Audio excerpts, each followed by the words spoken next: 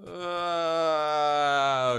it's the last level. It's Dark Castle, and man, I'm having some trouble. I gotta be honest. I can't figure out how to fill the 26 minutes that this video is with what I gotta say, because you know we've been talking about Kirby for a while. I've been talking about Kirby by myself for a while, and I just gotta say it's kind of tough to talk in front of a microphone while watching video game footage that you captured prior. It's an interesting concept, and if you haven't tried it, well, maybe you should give it a try, because you might find that it's harder than you think it was. It's hard to talk. It's hard to make sentences sound good, and that's, I guess, mostly what Let's Players do. I kind of cringe at the term Let's Play. It's a little bit, I don't know what it is. It's just kind of I don't even know if it's a dated term. It's just, something that's kind of a weird sub-hobby to exist within an already questionable hobby of playing video games. But I like talking about things that I like, and I like sharing that, you know, fun feeling with everybody. And the thing is, like, in this game, it's at a pretty fun part. This is the last level, you know? Things are tough, the challenges are pretty immediate. There's not a whole bunch of World 1 aesthetics that we always see all the time. When you get to the end of something, you're kind of getting to the, I guess the rarest part of it, the most difficult to get to part. And you know, I've heard people like complaints about, not complaints, there's just like this one comedian guy I remember who was talking about how, like, oh, you know, a book doesn't prevent you from getting to the end of the book by like giving you a quiz halfway through, and if you get the quiz wrong, you know, you have to go back to the start. The way in a video game, if you die, you have to go back a certain amount of time, but there's still difficulty in finishing anything, I would say.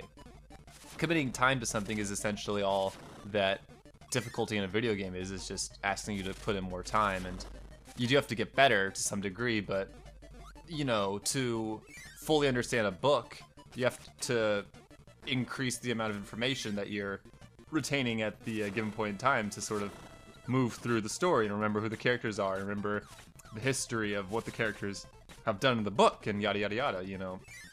So there is, I think, still that progression of difficulty to some degree in movies and books and as well video games, and even in music. Even though there's no like a linear story you technically have to follow, if you're trying to get through it in one listen, I would say just keeping your attention for a certain amount of time on anything can, after a while, start to, I mean, we don't like to admit it, I think, but it can start to become a bit harder at certain points to focus on things. And I think my focus on just this project has been put under scrutiny a little bit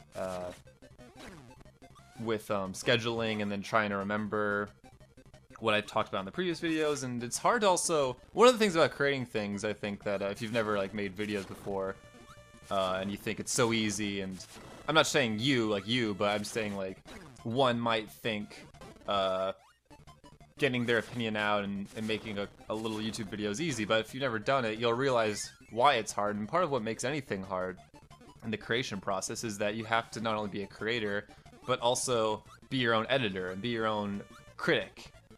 And we're often, I think, our own hardest critics, but that's because we put a lot of weight on our own image. And when you see yourself performing, and when you see yourself in some video that you're trying to make and make it good, it's hard to not just, again, just cringe at your own voice and cringe at the own idea of what you're making, and then just not have fun with it and give up on it, which is something I'm trying not to do.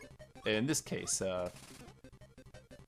it's easy to begin things, so it's harder to, you know, get to the point of closure, and I'm just trying to get closure. But at this point, I've almost run the gambit, I guess, on the things I want to say about Kirby, and if I haven't, it's also just a bit fuzzy because I can't quite remember everything I've said in all the videos. And again, as I was sort of bringing up, like, I don't really necessarily want to just sit through and listen to myself babble on the way I am right now. But then the question is, why would anyone else do that?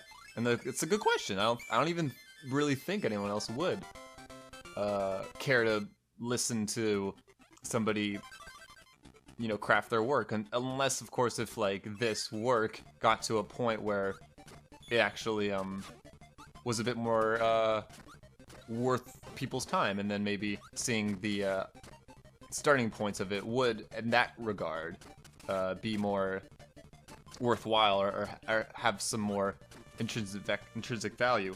But I'm not even saying that's going to happen or will happen. I'm just saying that I see this as a very early point in you know, the process of creation, but that's not necessarily a bad thing, is what I also think. So that's also why I'm going to probably continue just to show these videos to the world, because I don't have to. I could just make them for myself and not upload them. That's a great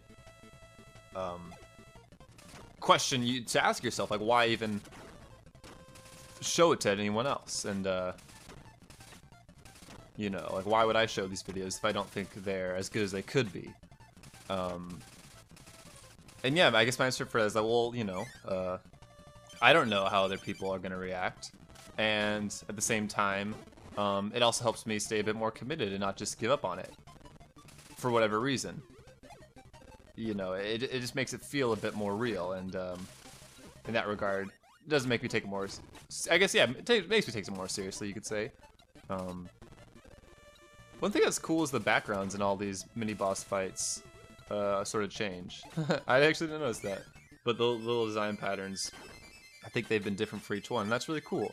You know, some freaking guy did that, and thank you to him, and that's part of what I like about a Let's Player, or just any sort of commentator in these video games, is that you have the work of a lot of very talented people to appreciate, and just in a normal course of playing through a video game, one might not be able to appreciate all that goes into making a video game. And I'm not really qualified, though, to point out every technical detail about how a video game is made. I'm a bit more sheltered from that. I didn't learn all that stuff, but I've been around that environment for a while, that I have some kind of grasping of ideas, and I can also into it with my own logic how sort of things work. And oh, this is actually the same background as before, but it's okay. Some of them are different. It's kind of giving me a bit of a Gygas vibe, actually, some of these. Or just Earthbound, the way the little battles took out just all these backgrounds. And maybe the backgrounds weren't always different in all the mini-bosses. I don't know. See, it's hard. Sometimes, while doing a recording, you might realize some thing you haven't realized before, but then if you say it so matter-of-factly and you're wrong, it kind of, it's another thing. There's so much to consider when making anything. It's almost like you really you can't know until you try what's gonna come up and be a sort of a hurdle or something that will prevent you from getting the results you want. Because there's a kind of an infinite scope of things to get in your way, especially when you haven't considered all of the possible things that can get in your way.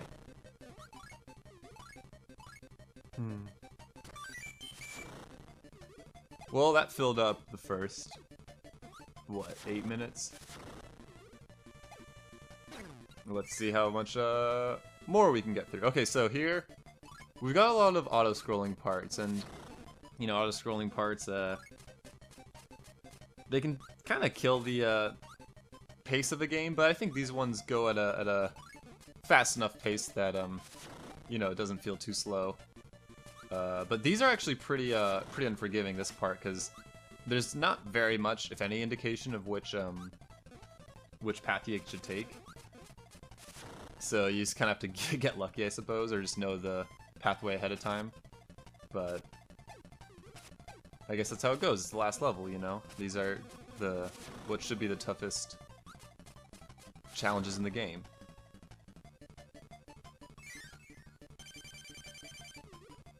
One thing I also like about the 7th world is it's got a lot of stages, but no one stage in particular is super long, which I think was what made Cloudy Park hard, was that some of those levels were just so long, it was easy to lose all your health, and then at some point eventually just kind of get bled out by getting hit over a long period of time. But with lots of breaks in between the levels, you get these bonus stages, which usually give you a pretty fair chance to get all your health back, or at least most of your health back. So I can always come into the next level with full health, usually. But yeah, we're just gonna actually finish up. The rainbow drop is in this last door here, so I like this other thing they do with the final world here, which is a lot of kind of ascending. There's these screens in the last level, and then in the boss, right before the boss fight as well, where you just have to kind of float Kirby up, and again, it just gives these 2D platformer type games just a bit of like I guess a flair, kind of a cinematic almost a vibe to them, where you get to kind of because you can't really get up the platforms any faster than how Kirby can. So it almost kind of reminds you of like role playing, like in a game where you get to some sacred temple or something, and then instead of running your character as fast as the character can move toward the goal, you might start like taking steps and walking the character the way someone would actually walk, like in a sacred temple or something. I guess what I'm trying to say is, like, in a 2D platformer where Kirby's always running to the left or the right, you kind of slow him down a bit by having the direction he needs to take be straight up, which makes the player, kind of take a bit more time to get to the door, even if they're trying to go as fast as possible. And that's not because there's obstacles in the way; it's just because that's the only way to go. And I think that gives a little bit more oomph to the, to the moment at hand. Dang, this umbrella guy is killing me. But it's okay. Again, as long as we survive him, we'll probably end up with full health, so that's pretty much all I can hope for.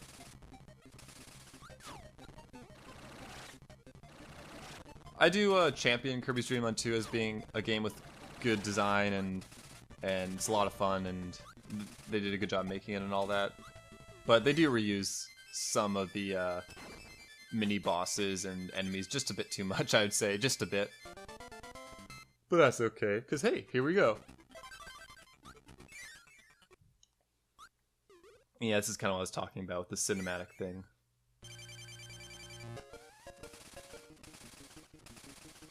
Kind of got a pink color for this last boss fight, which I think is cool. Pink is Kirby's color, and it's also kind of King Dedede's robe color as well. And I think the clouds and the different shades of the clouds with the black on the top, or maybe those are mountains, probably clouds though, but I think that also helps to kind of give this, even though it's pink, which is typically kind of a fun, playful color, I think the way that they also use the shades of kind of a purplish pink and black and white still give it a bit of the kind of vibe you would want for a final boss. After you hit King Dedede for a while, he'll start to get all berserk like this and start having steam come out of him and going crazy. You kind of got to be a bit more careful, because his moves will, I guess, create more explosions and more chaos, and he'll also be more aggressive and run faster, and I don't think he actually gets any new moves, although he does get a new part to that move, the inhale move, where, yeah, he shoots it out like that, but after a while he will go back to his sort of regular self, so you can use that time just to clobber him. He also falls asleep for, some parts of the fight, which if you're using an ability that you can do constant damage on him with, it's a good idea to do that. And then we get the little foot twitch. And yeah, that is the ending of the game. If you didn't collect all the rainbow drops, you see Kirby kind of jumps in the air, does that little fidget, and then we get this, the credit to all the enemies in the game. We got Cappy, Blipper, Poppy Bros Jr. There's a bit of a melancholy vibe to this ending screen as well, which I think also clues the player into a feeling of kind of not all is resolved. And of course that'll be made more clear as we get to the end of this little sequence, but I just think this is so great. I love watching Kirby and his friends make this little return back to, I suppose, their original points of origin, and I like the colors and the rain. It's atmospheric. It's cool. And then, of course, how can you not love seeing all these hilarious names? Load Kibble, I think, is actually a typo on probably the localization team. Should probably say Lord Kibble, but honestly, that character's name is more commonly known as Sir Kibble. But I could see Sir and Lord getting just translated differently at any given point in time, depending on who does it. Master Green. What? Why would that be the squid's name? Blocky, yeah. What, waifu? I don't know. But yeah, Lilo and Stitch. It's a funny way to represent Wispy Woods. And there they are, Ruff and Nelly. Sweet Stuff. Forgot that was that one's name. Ko-Krako. And... what? We didn't see any flying ball with spiky hair like that in one eye. At least not in the video game. Haha. Okay, but yeah. Again, I think the game designers kind of also had a bit of a extra liking to Kine. Who looks up wistfully. It seems like Kine is the only one that knows that there's still the evil dark matter to defeat. But yeah, we're just one rainbow drop away from doing that, so let's go finish that. It's cool to go back through all these stages and see, you know, to see them all in a row like that. As well as it's just cool to come back to the chill first world and see how simple it looks. 3 levels, 1 boss. It's kind of yellow bright color scheme. Happy-go-lucky music. It's a good time. One thing that's interesting is even when the game ended, it still gave us the correct amount of health that we had while leaving King Dedede's lair, so that's interesting. We're just gonna real quickly grab the Parasol ability, and then exit the stage to go into the 3rd stage, which has the Rainbow Drop. Yeah.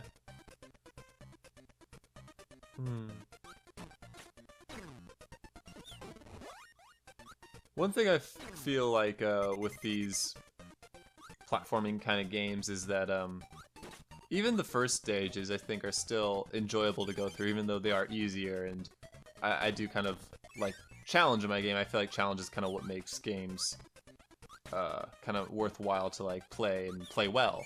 But the thing is, challenge is very it's not very subjective, but like it can just have multiple meanings. Like a game can be challenging because you're dying all the time, trying to get through it.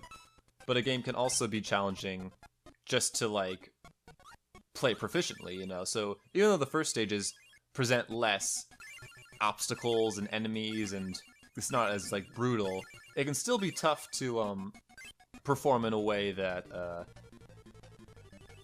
is, you know, the most proficient and the most optimized in terms of just getting to the end of it. So that's what I think is cool about platforming type games, is that the skill ceiling is up to like how much you want to kind of try to get out of it. And one thing I also think is fun with Kirby games especially is that you can also choose to make it more difficult by you know, deciding how you want to fight the bosses or just get through the stages. Like here, using Parasol is actually a little tricky because you have to get pretty close to King Dedede to hit him with the Parasol. And it's not like the Parasol does all that much damage either. So I find that it's actually a pretty fun way to you know, challenge the king. Also because we're hitting him with more like hits, even though his health is still higher, he goes into the rage mode a bit quicker here. Although we were hitting him with a lot of hits with the cutter ability, so I don't know, maybe it's sort of semi-random at what point he decides to explode on you, but here he did it a bit earlier.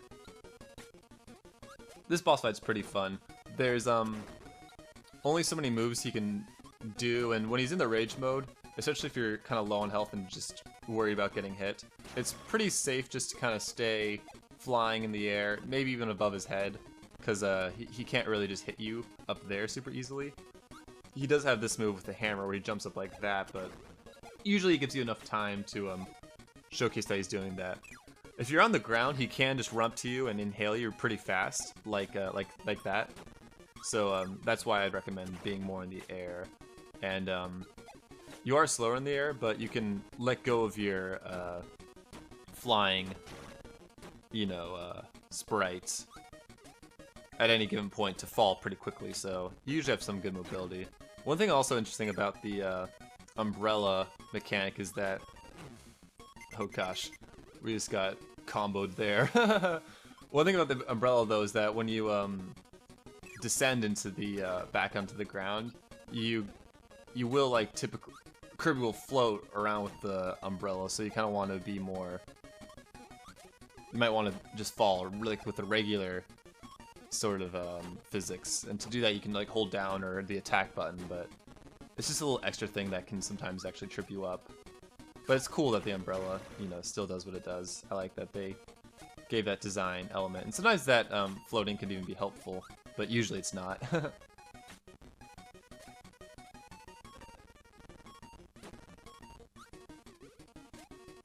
One thing with kind of any, I think, good boss fight is a lot of what's challenging is just not getting greedy, and knowing when you can get a hit and knowing how many hits you can get is important. Because there's sort of two ways to look at it. Like, one is the shorter the boss fight is, the less chances he'll have to hurt you, but the more greedy you are, the more likely you are to put yourself in a vulnerable position. One strategy I suggest people try if they're trying to get good at any kind of boss fight or sequence in a game is to, if a boss is killing you a lot, instead of trying to kill him, just try to learn his moveset. Like, just spend a life just trying to learn to dodge all of his attacks first, before you even think about trying to like go up close and personal and finish him off. That way you'll have a bit more. You'll be able to focus all your attention on just not getting hit, which is, if you never get hit, you know, you'll never die. And here we go, the secret final boss fight with Dark Matter. First, Dark Matter takes on this sort of swordsman, look to him, and it's definitely a cool design, but I have to admit, like, doing this boss fight a few times, it's kind of boring.